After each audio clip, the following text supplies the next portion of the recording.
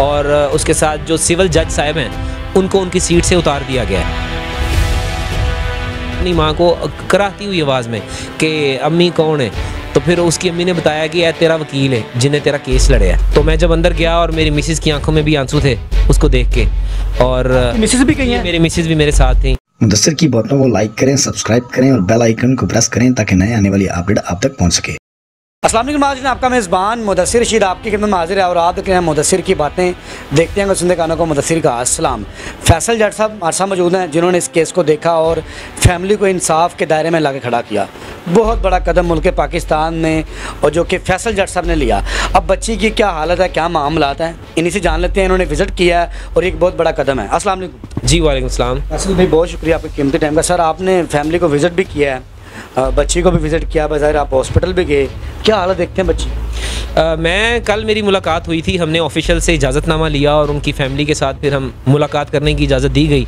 तो मैं जब अंदर गया और मेरी मिसिज़ की आंखों में भी आंसू थे उसको देख के, और मिसिज़ भी गई हैं? मेरी मिसिज़ भी मेरे साथ थी, तो उनके भी आंखों में आंसू थे। और जब मैंने देखा तो उसने बच्ची बिल्कुल कम नीम बेहोशी की हालत में थी, तो उसकी आंखें थोड़ी सी फिर रही थी और मुंह थोड़ा सा हिल रहा था। तो उसने ये पूछा अपनी माँ को कराहती हुई आवाज़ में कि अम्मी कौन है, तो फिर उसकी अम्मी ने बताया कि यह तेरा वकील है जिन्हें तेरा केस लड़े है।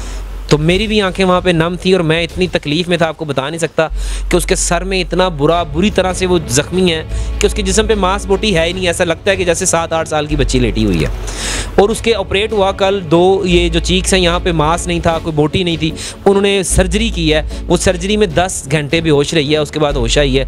और मैं कहता हूँ कि उसको देख के ना आखिरत भी याद आती है और अल्लाह का कहर भी याद आता है कि जुल्म भी होगा तो इस हद तक बढ़ेगा कि बच्चियों के साथ जुल्म होंगे और उनको मतलब मायूब जो कमज़ोर है, कमज़ोर के ऊपर जुल्म होगा, ऐसा होगा, मतलब ये कभी ज़िंदगी में नहीं सोचा था। असल भाई देखें, आपने बेल्स पे भी आप गए, पेशियाँ भी हुई, सारे मामलात आपने इसको बड़ा डीपली देखा, आपने अपने खर्चात पे काम किया, ये सब बहुत बड़ी बात, फ्री ऑफ कॉस्ट आपने काम किया।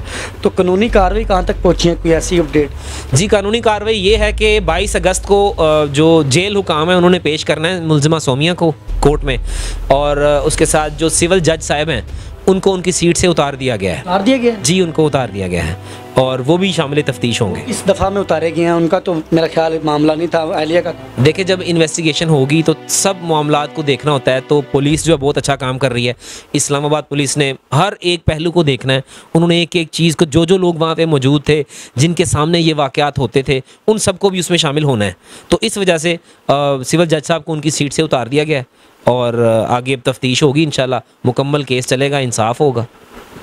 अरे ये फैसल भाई जिन्होंने रिजवाना को देखा और देखा और उनके केस को, सबसे बड़ी बात के केस के मामलात को देखते हुए, और मैं यहाँ पे एक बात मैं दोहराना चाहूँ जो हक़ की बात है और वो करनी भी चाहिए कि फैसल भाई ने अपने अखराजात पे सारे मामलात को देखा। ये बहुत बड़ा कदम है और शाहनवाज केस पे भी काम किया।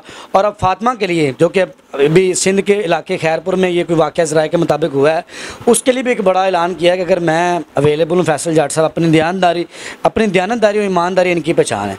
इनके इस कदम के लिए कमेंट कीजिएगा। इसी के साथ अपने मेज़बान मुदस्सिर को देखते रहे मुदस्सिर की बातें, देखते हैं सुनते कानों को मुदस्सिर का अस्सलाम।